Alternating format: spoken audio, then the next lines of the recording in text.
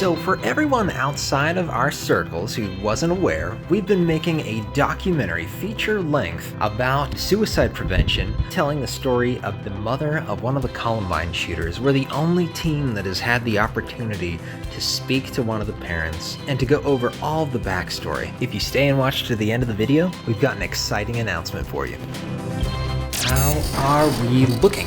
Just yesterday, I had to order a bunch of hard drives. You see, when we filmed everything, yes, we copied everything as much as we could onto 2 different drives so that everyone could have it that wanted it. But of course, someone went on one trip and some went on another, and so not everyone was sharing all of the files. And now that we have a third person coming in to help edit simultaneously with myself and the director, we are struggling to make sure we're all on the exact same page. So instead of transferring everything from my main drive that has all the proxies on it during the day, I decided overnight I'm gonna just let it all transfer to the 2 drives. It says it estimates, I wanna know, 22 hours left? I'm really not sure that's accurate. It's better to let that sort of stuff go overnight so that you're not bogging down your machine and you can still work on projects during the daytime. Let me show you this new little piece of equipment that has changed my life. Well, at least it's made my life a little bit easier and avoided some of the pitfalls that we ran into while working on that documentary. Right.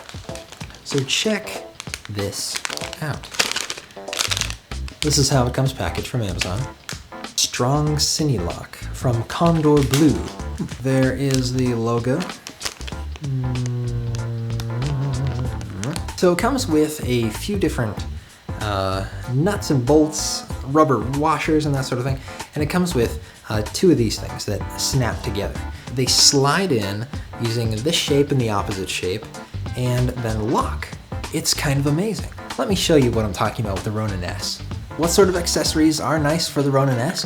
Well, something like an external monitor, something a little bit bigger, something that you can look at from a distance so you're not worried about these little things getting in the way of your camera's monitor and trying to look around. I removed the follow focus on the side and I added a little alternative plate to cover those pins. And this piece is the CineLock. This is the opposite of this. So you just slip this in like so. How easily that comes off. I barely had to push it. It's spring loaded. You just push it a little bit and it snaps in place. And it locks, CineLocks that top in the spot. So this side, of course, as you can guess, this goes on either your monitor or on the articulating arm that your monitor or whatever else it is that you want to attach to it. It locks. And you know, there were definitely a few brands out there that I saw on Amazon when I first discovered this that said there was a lot of give, you know, like some people were saying it works great if you put some gaff tape on the inside. And anytime there is something that I have to do manually, I think to myself, surely someone's already thought about that. Alterations are always avoidable. The number one reason why I don't want to make any alterations to equipment that I buy is because I might want to sell it somewhere. I want to show that it's in great condition, and anytime you can keep equipment in great condition shows that you are a professional at what you do. Be professional.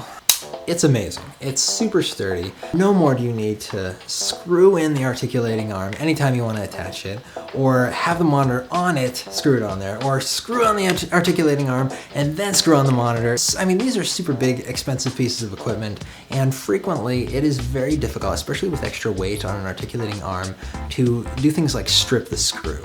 Unfortunately, when we were filming the B-roll and the reenactments on the documentary back in October, we ended up doing just that. I had an old articulating arm, you know, the kind that you get when you're first starting out, the cheapest one possible. And we were putting a Shogun Inferno on that, on a Steadicam, or on the Red Epic rig, and anytime we did it, it was, I could just tell something was getting weaker. It was the rubber washer that comes on the articulating arm was just getting hashed and destroyed. Little pieces of rubber falling off all over the place. And it was just so tedious. It took up time. Anytime I wanted to set up the monitor, the only way you can see into a Red camera is by having an external monitor. And so anytime I wanted to set it up and get it going and move quickly, and I'm talking, this is a documentary. And even though we use the Red only for the reenactments of the documentary, it was really important to be able to move fast because we had limited time and we were spending a lot of effort and money and all kinds of things on this.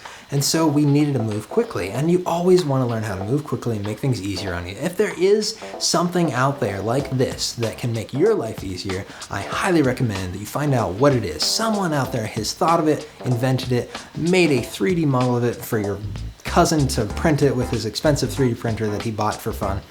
And there is a way to do your job easier. There's always either a loophole, a shortcut, something to make it just easier on you. Frequently, you need to spend more money to make things easier, but there are some awesome things that have come around because of independent manufacturers, people from China that have been able to sell on Amazon and eBay and that sort of thing. And it's made it a lot more economical for us independent filmmakers. That's what it's for. Super, super duper useful.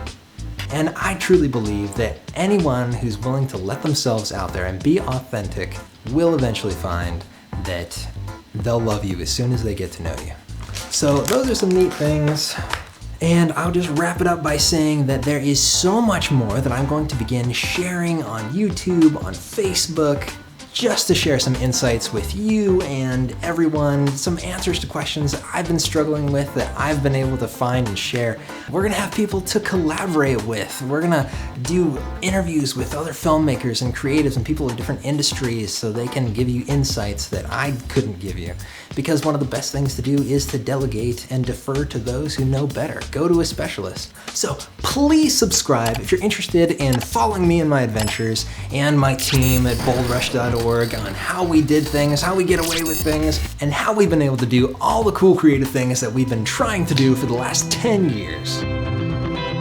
Just last week, we found out that the opening night of the Boston Film Festival will feature our film titled American Tragedy. There will only be 2 films shown that night, and the other one, I'm not sure I can mention what it is yet, but it's pretty high profile. IMDb.com is already suggesting that it's an Oscar contender. We are honored to be lined up in the same evening, one of 2 films that night for the opening ceremony of the Boston Film Festival 2019. The news that we would be an official selection of the Boston Film Festival was enough, but to hear that our showing is going to be on opening night, in fact the very first showing, the official world premiere will be Thursday, September 19th at 7 p.m. in Boston at the Showplace Icon Theater. The excitement surrounding our film is just blowing us away.